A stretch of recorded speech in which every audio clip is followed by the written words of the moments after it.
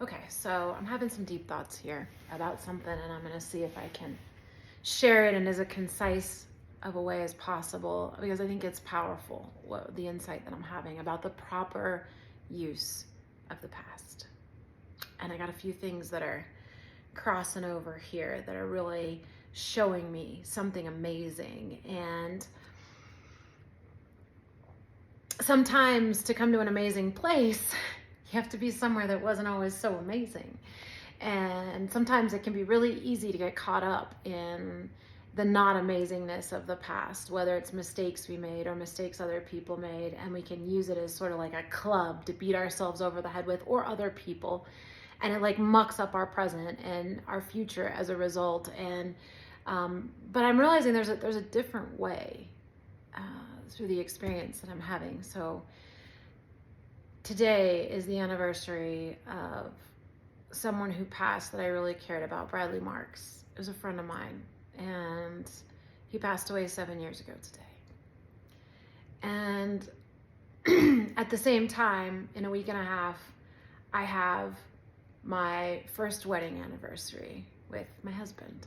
And I'm so excited for many reasons, but I had no idea marriage could be so much fun. I had no idea I am married to my best friend, my soulmate, whatever you want to call it, my heart and soul. Like, I am so much more being with him, and not because there's a lack, but because like it's just when you're with someone in a space of real love like this, it's like you're just constantly inspired to be more for your partner and enjoy more, and it is the most fulfilling, satisfying thing. I can't even begin to make words for it. I had no idea marriage could be so much flippin' fun and so good for you or me. It's certainly very good for me and has expanded my life in so many ways. But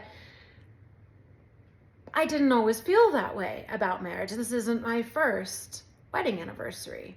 I mean, it is in a lot of ways, but I'm realizing that my experience before is causing this experience to pop in ways that it never could have without that old experience. And it's so easy to try to tuck that away and be like, that didn't happen. And, I want to pretend it didn't happen because it takes away from the experience today. But no, it doesn't.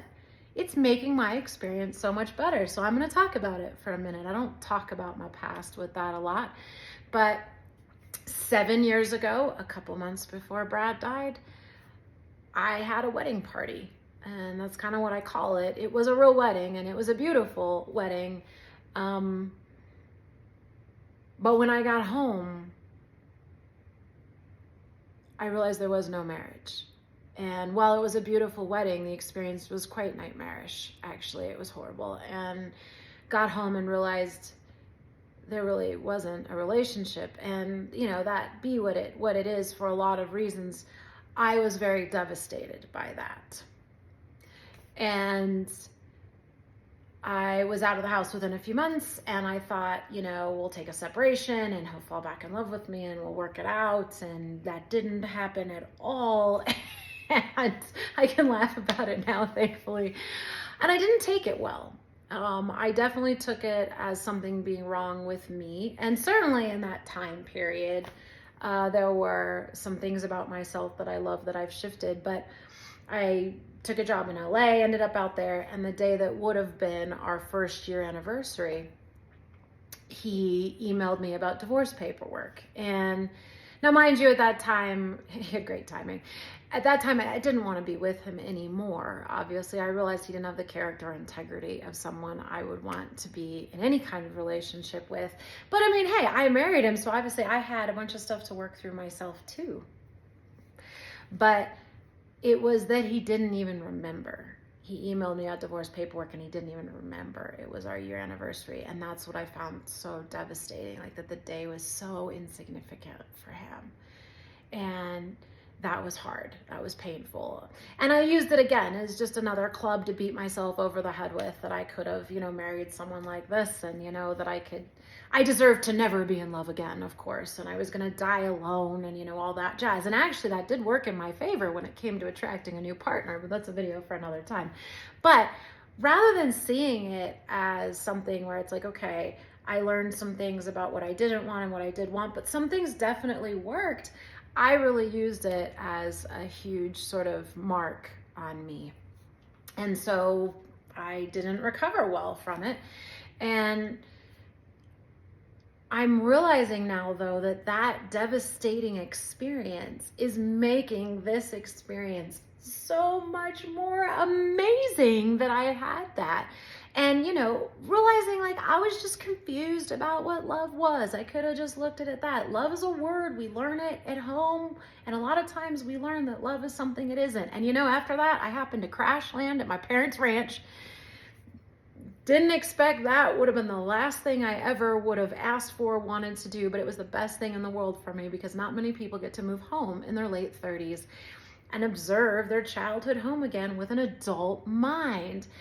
And it became very clear to me very quickly why I thought that that was love and why I thought that was a normal relationship. Actually, it was the most logical, natural thing in the world. And so I got all of these delicious insights while I was there, on top of working things out with them and falling in love with nature and gardening and these animals and bunnies and Justin and all these beautiful things that came from that.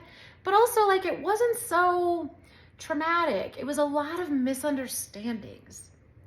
And coming to that place of realizing that, like, a lot of things, they aren't personal or intentional. It's just a lot of misunderstandings by people who are just confused generally.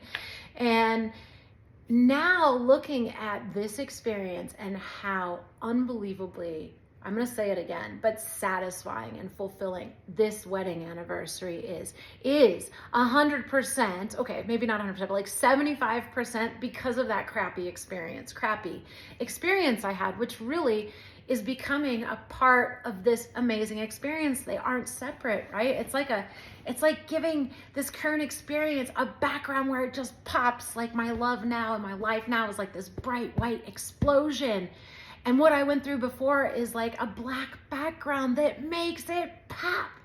If it were not so dark and not so black and like a light gray, it wouldn't pop as much. Not that there's anything wrong with that, but like there's a way to use our past so that it really expands and causes our present to be something so much more.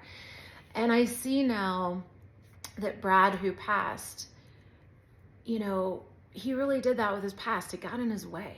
And even my aunt who passed, I mean, she's sitting over there as a glass figurine, her ashes, and she also used her past as a tripping block. But, I met Brad in recovery, and recovery, we have pasts, and a lot of times it's not a straight shot to being sober. I love being sober. I am now. It's like amazing. I love being able to have fun and feel joy and all the good things without chemical enhancement.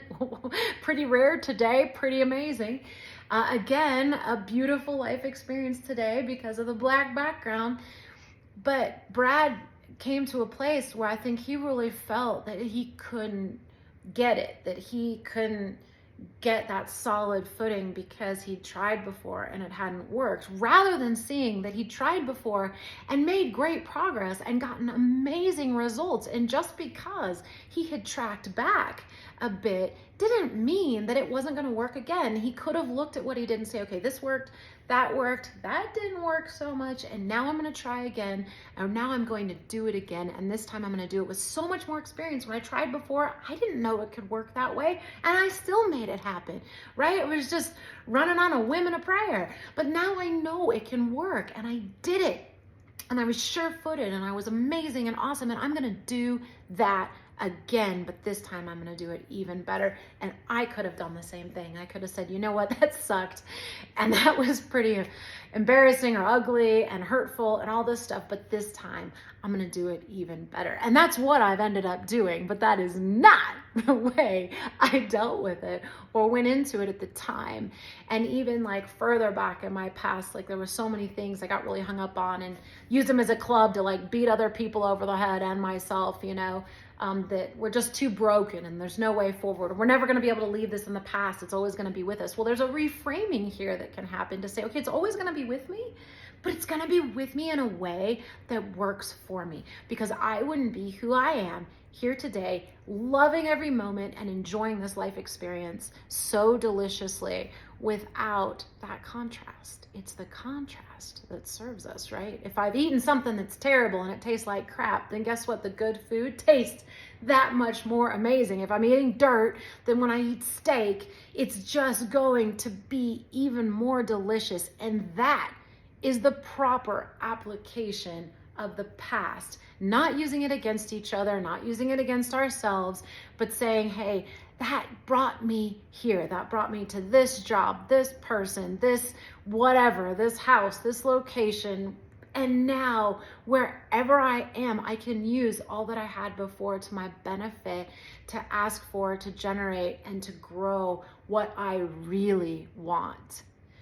And doing that now here and applying that here in my life now, I'm realizing, oh, that is really good, really delicious, really wonderful. Like, I keep using that word, but it's really delicious. Why would I poop on what I went through when not only would it not feel as good, but I wouldn't be able to do what I'm doing as well as I am without counting the cost of those previous experiences. So in that, there really is no real suffering, no real sacrifice. It felt like it at the time, but the reality of where I came to is it's all benefit and it's all good. Well, thank you, Brad. Thank you, Annie. And thank you, Lee. Thank you, Justin.